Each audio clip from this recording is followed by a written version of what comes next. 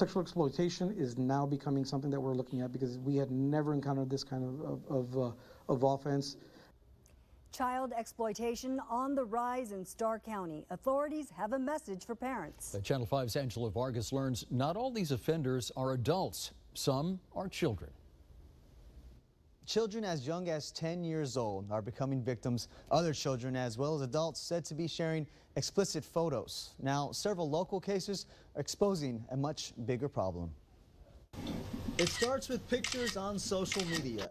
Now it's prompted authorities to issue a warning no Valley parent wants to hear. In the last 2 months, we have had an influx and an increase in cases regarding children sending naked, nude pictures of themselves to each other.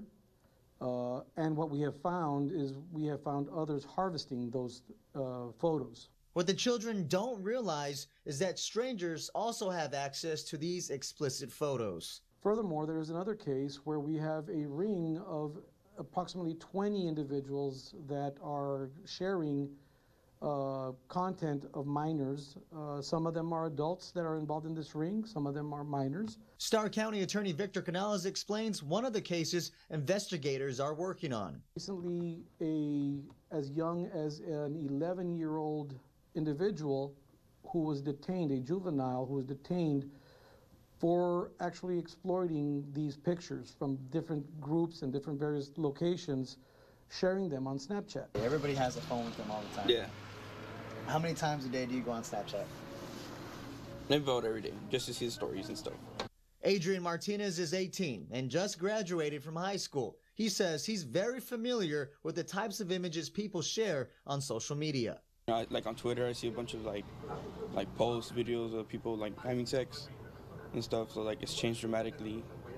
And there's people that, you know, they share and they're like, oh, I want this, I want that. And it's usually people that are younger than me, and I'm just like, oh, no, like, that's not supposed to happen. In these cases, Canales and his team fear the worst for the children being exposed. What is the danger for this? What is the ultimate outcome that you guys don't want to happen? But we have seen what has occurred in the past, and we have seen it actually. We have children that have attempted suicide because of the nature, the cruelty of other kids. They become bullied.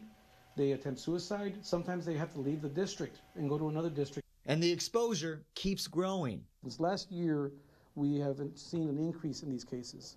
In the last 2 months, we have already had approximately 10 cases that are currently being investigated, and we look to actually have more. We have about 12 to 16 victims at this point that have been identified. He wants parents to take action and monitor what their children are doing on social media. He says investigators can't do it alone. Part of it, I mean, usually parents are too busy or they're asleep. Mostly it's at night when that stuff happens. You know, parents are not aware. Canales' message is clear. They want parents to act before their child is arrested or worse. Canales adds they have also served search warrants on Snapchat to the individuals involved in this case, and it can lead an individual or juvenile in probation or juvenile detention. The act of sharing explicit photos is considered a felony. If you come across any photos like these on social media, you're encouraged to report it to the FBI. In the Channel 5 News studio, Angelo Vargas, Channel 5 News at 6.